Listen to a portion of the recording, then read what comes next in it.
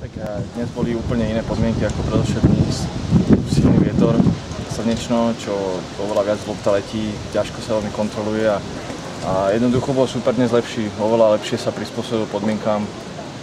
A jeho hra je založená na tom, že rozbíja supera, veľa rotácií, je to ľavák, čo je ťažké si zvyknúť, doteraz som hral so žiadnym ľavákom na turnaji, takže dnes tam bolo príliš veľa faktorov, čo hľadalo pre ňo a on sa oveľa lepšie prispôsobil vlastne týmto podmienkam dnešným a vyhral zaslúžene.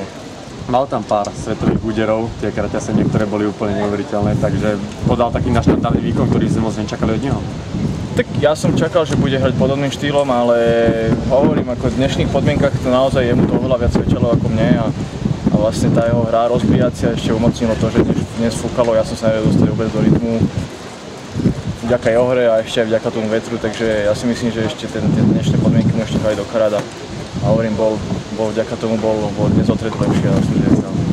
O dvohre to teda máš za sebou, čo s tým semifinále? Je to úspech alebo predsa len sme si čakali viac? Tak v mojom rebríčkovom postavení sa začína v podstate zaujímavejšie body začínajú v semifinále, takže v semifinále není zlý výsledok, ale keď sa chcem posúvať, tak musím uhrávať lepšie výsledky ako v semifinále, takže vyhral som 3 zápasy, čo není zlé a dá sa zase na tom ďalej stavať.